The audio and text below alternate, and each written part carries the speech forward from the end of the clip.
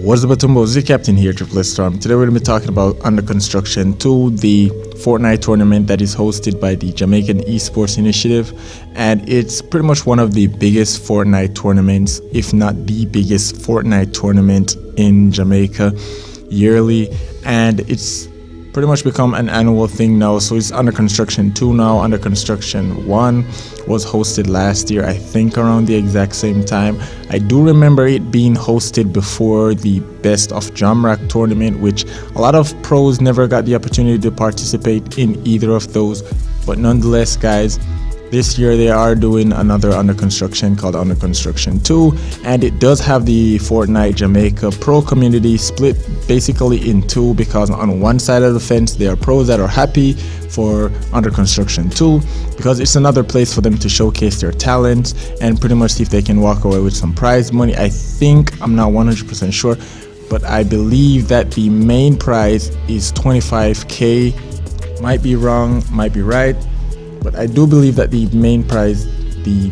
first prize, is 25k, and I do believe that this is squads this time, so it might be the best squads in Jamaica. I'm hoping that the Jamaica Esports Initiative does have a YouTube channel or some form of streaming outlet that I can watch the actual tournament, like maybe on Twitch or Mixer or YouTube Gaming, somewhere, just some form of streaming outlet, or even Facebook Gaming, just somewhere that I can actually go to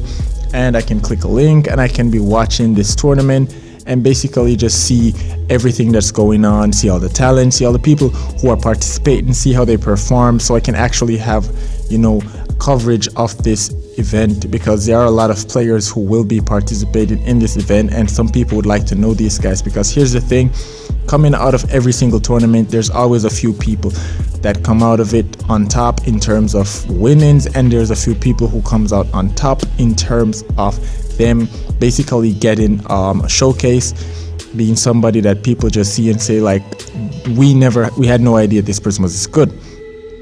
And that's kind of why I like to watch it, so that way I can actually pick out a few highlights and stuff that I can actually watch it. And maybe someday in the future I might actually be a commentator on one of these tournaments. Who knows, my commentating career is pretty much just started, but I'm already having high ambitions. But anyways, guys, as we're gonna get into this, we're gonna be talking about the community being split in two, because on one side of the fence we have all of the local players who are happy for this because they get an opportunity to compete again and they can win some prizes, and then on the other side of the fence we have the pro players that are overseas who are Jamaican, who cannot complete because of the restriction of only local players being able to complete. So I've heard talks about people saying that they're just trying to basically keep the better players out of it. And also I've heard someone saying that there are a few comments being made online about it being rigged, because the Jamaica Esports Initiative has their favorites that they want to win and their favorites are locals. And if their favorites are locals, then it's gonna make much better for them, because they have really good players that are their favorites and they would want those players to actually win. Now, this isn't my opinion, this is opinions that I've heard from other persons, which again, guys, I'm not really gonna disclose who these sources are when it comes to things like these, as I do know sometimes people saying hate. Like for example, with the previous video that I did, where even though I specifically said that Jevy left the party, there were still people who were saying that it was Jevy, and telling me that Jevy doesn't live in Jamaica and stuff like that. Which, like, guys, it wasn't him, and you guys should really, sometimes you guys should just take the time. If you've listened to the video or watched the video once and you guys don't get the full information, just rewatch the video so that you guys don't get confused, so you guys don't end up commenting and saying the wrong things, and then sparking conversations and arguments that are unnecessary. But when it comes to Jamaica Esports Initiative and them doing Under Construction, at the first time when they did Under Construction 1 and I heard about the restriction of them only allowing local players to play, I actually did some digging into this, as in my own internal investigation, not actually contacting them, but looking from it as a tournament organizer's perspective, and I kind of understand the reason why they did it. And seeing that they've done it again this time, I now again understand the full reason as to why they do it. Now, for those of you guys who have never hosted a tournament, or if for those of you guys who've never hosted a custom matchmaking games, it's kind of hard for you guys to understand. I personally have hosted a few tournaments, and I've also hosted a few custom matches, which are basically tournaments, but you guys get what I'm saying. And one of the key things that you guys have to understand when you're hosting custom matchmakings and tournaments is the most important thing for you as a tournament organizer is organization. Having that level of control over every single thing that is happening,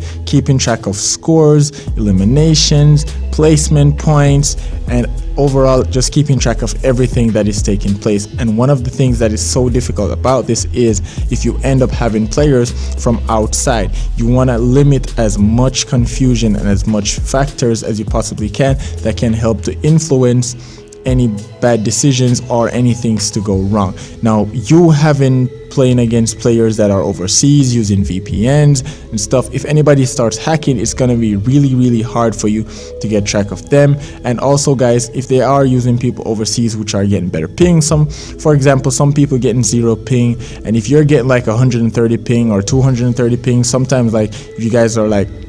me, you guys get like 300, 400 ping sometimes even 1100 ping, and you're going up against a player that has 0 ping,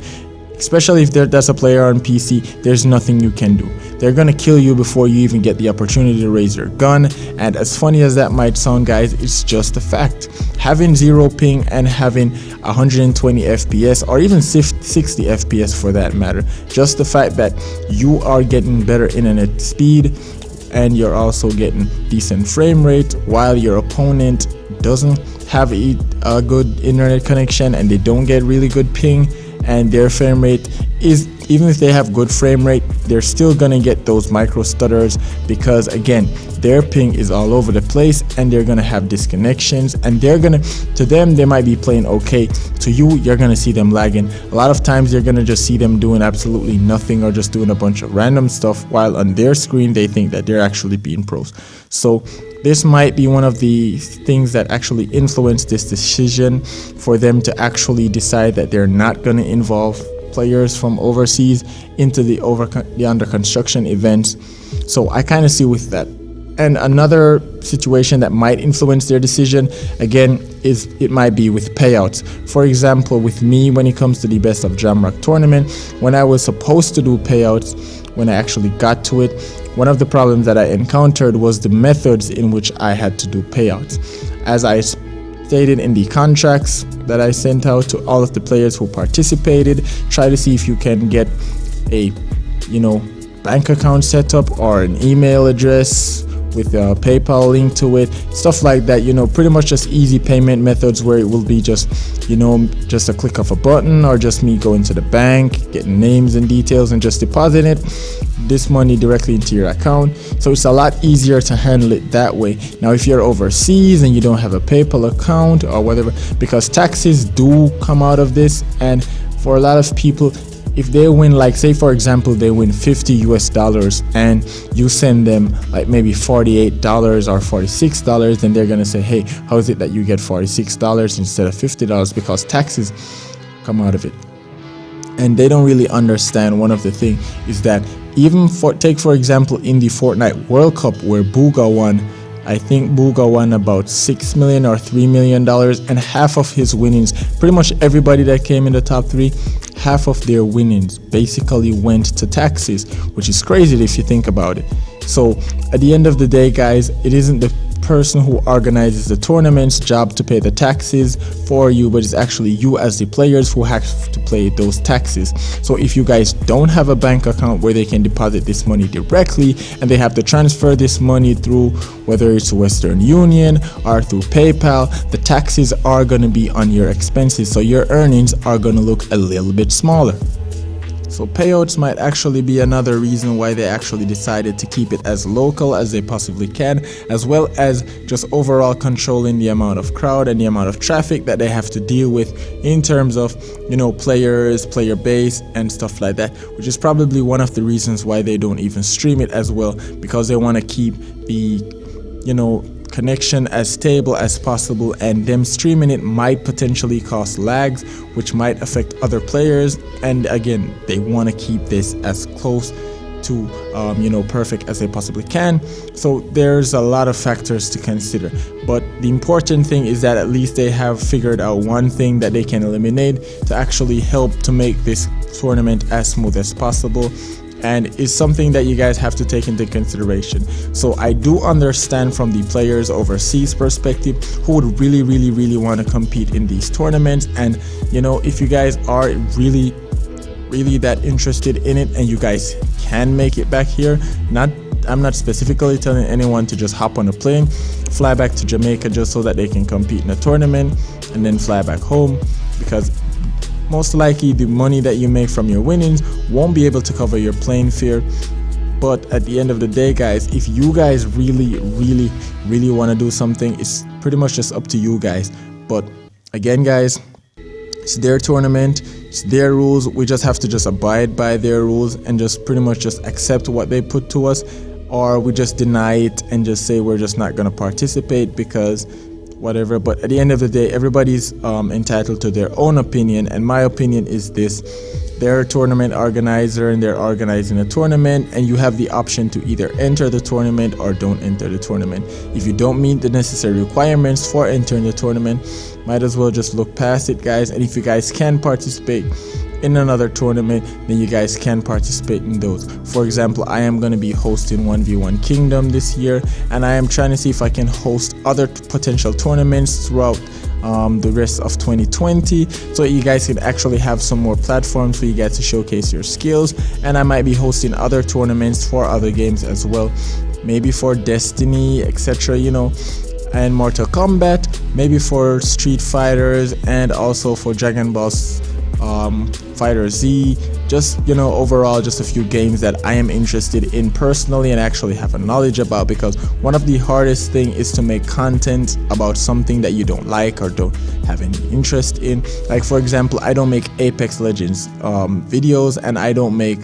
Destiny videos. I don't even make thumbnails for them, because honestly I don't know that much information about them. So it's kind of a hit or miss for me if I do make a thumbnail, because I might make a thumbnail that I think looks good, and then somebody's looking at that thumbnail and they're like, what, this has nothing to do with Apex, this isn't even an Apex map or whatever. So I kind of just leave it alone and just let it go ahead. But guys, in terms of participating in tournaments and tournament restrictions, guys, you guys just have to just work with them. If you guys can participate, that's okay. I try to make all of my tournaments as open to Jamaicans around the world as possible, and like 1v1 Kingdom now, which is globally open to everyone who wants to participate. It doesn't matter where you're from, what ping you're on, as long as you want to participate, you can participate. It doesn't even matter what platform you guys are on, you guys are eligible to participate. So again, guys, it's just you guys who have to just understand the reasons why they do these things, and just not send fire their way because you're not able to participate, right? I know it sucks, and I know it's not the most favorable outcome in situations like this, but again, guys, we have to look from the tournament organizers' perspective in terms of how much pressure it will be for them to have to manage all of this stuff, and then at the end of the day, how well it would be for them, and how smoothly this tournament will work for them. So there's a lot of factors that we have to consider, even as gamers or just players, for the tournament organizers, guys. So if you guys are just thinking about yourselves and not about the tournament organizers, it's kind of a bad way to think about tournaments, because the more you can go into the organizer's seat is a better understanding you have of the tournament. And this knowledge might seem useless to most people, but it's actually really important, because if you in the future decide to make a tournament or what is, you guys have the necessary information that you will need, and you guys can just learn from each one of these tournaments to see the do's and don'ts that you need to do and the things that you need to avoid in order to make your tournament a lot better. So I recommend that you guys try to implement some of these things that you guys have learned into custom matchmaking games, so that you guys can actually have a better handle on it. And speaking of custom matchmaking, guys, I know a lot of people, when they are doing custom matchmaking, they do tell people that they shouldn't start until a certain set amount of circles have closed or something like that, and most times people don't really listen. And for that reason, I always tell people, That's just proof to show you how hard it is to manage some form of a custom match or a tournament. There are just some people who are just going to be doing their own thing, and you just have to be prepared for that, which is one of the reasons why whenever I'm doing customs or anything, you know, I just spectate instead of actually join the actual match, because it's not the wisest thing to join the actual match. People are just going to target you, and them targeting you is just going to result in you getting frustrated. You're probably going to end up taking it on the chats, you know, unwillingly, and things like that just kind of happen, which isn't the kind of conduct that you want, especially as a content creator on YouTube, because, you know, some of these things do violate Epic's terms of conduct and also YouTube's terms of service as well, guys. So you guys definitely need to check out those panels when you guys are applying for your supporter creator code and your custom matchmaking code. And once you guys get all of the information that you guys need, you guys will know what you should do and what you shouldn't do to avoid that way you guys don't get demonetized or banned. Anyway, guys, that's gonna be doing it for this video. Hope you guys enjoyed it, and if you guys want more Fortnite news videos, you guys can check out the videos in the time panels at the end of this screen. This is Triple Storm, guys. Stay one by the Tumbo and take care.